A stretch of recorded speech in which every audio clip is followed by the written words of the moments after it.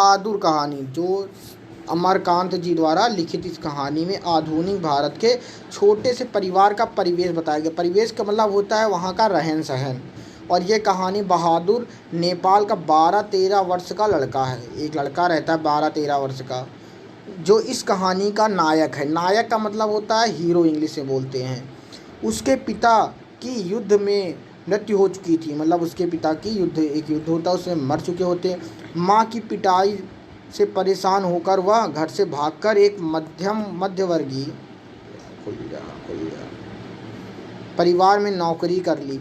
उसके पिता की मृत्यु हो जाती है तो क्या करता है, माँ रोज उसको पीटती रहती थी ज़्यादातर, तो गुस्सा होकर एक घर से भागकर एक मध्यम वर्गीय परिवार में नौकरी कर ली। बहादुर परिश्रम से घर में काम करता था, जिससे गृह स्वामिनी निर्मला, मतलब घर की मालकिन निर्मला बहुत खुश रहती है। निर्मला ने उसका नाम बहादुर रखा। निर्मला ने उसका नाम क्या रखा था, बहादुर। बहादुर देर रात तक काम करता और सुबह जल्दी उठकर काम में जुट जाता। वह इसी में खुश था और हर समय हंसता रहता था। वह रात को सोते समय पहाड़ी भाषा में कोई गीत सुनाता रहता था। हंसना और हंसाना मानो उसकी आदत बन गई थी। किशोर निर्मला का उद्दंड बेटा था। किशोर जो था निर्मला का बेटा था, बहुत शरारती था।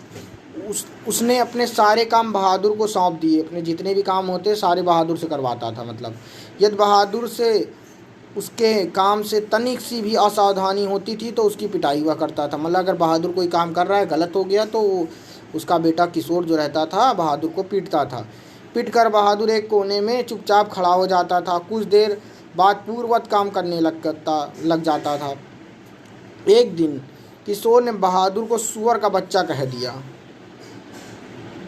बहादुर इस गाली को सहन न कर सका। उसने उसका काम करने से मना कर दिया। अब तो घर की स्थिति यह हो गई थी कि तनिक सी गलती होने पर किशोर और निर्मला उसे जमकर पीटते थे। मारपीट गालियों के कारण बहादुर से गलतियां और भूलें अधिक होने लगी। एक परिवार को निर्मला के रिश्तेदार अपनी पत्नी बच्चों के साथ निर्मला के घर आए।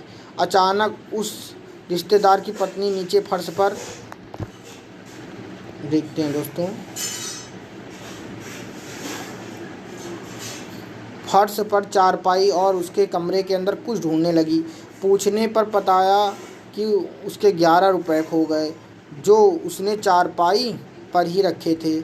इसके बाद घर के सभी लोग बहादुर पर संदेह करने लगे। बहादुर ने रुपए उठा लेने से इनकार कर दिया।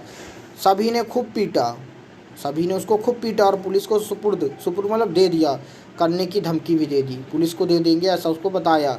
सब सोच रहे थे कि पिटाई के डर से वह अपना अपराध स्वीकार कर लेगा, लेकिन परंतु या किंतु कह सकते हैं, जब उसने रुपए लिए ही नहीं तो वह कैसे कहता कि रुपए उसने उठाए थे। उस दिन बहादुर बहुत ही खिन्न रहने लगा। खिन्न का मतलब गुस्सा। एक दिन दोपहर को अपना सभी सामान छोड़कर वह घर से चला गया। निर्मला के पति शाम को जब दफ्तर अपनी ऑफिस से लौटे तो उन्होंने पता चला कि बहादुर अपना सामान छोड़कर घर से चला गया। निर्मला उसके पति किशोर को उसकी ईमानदारी पर विश्वास हो गया। उसने सोचा कि रिश्तेदारों के रुपए भी उसने नहीं चुराए थे। घर के सभी सदस्य पश्चाताप करने लगे, लेकिन अब बहादुर चला गया। बस उसकी यादें ही शेष रह गई। बहादुर निर्धन हो तो था, पर स्वाभिमानी और सहनशीलता उसमें कूट कर भरी थी। मतलब ऐसा वो चोर, भले पैसे नहीं थे पर वो कभी भी चोरी नहीं करता था। ये बहादुर नाम के एक लड़के की कहानी रहती है। धन्यवाद।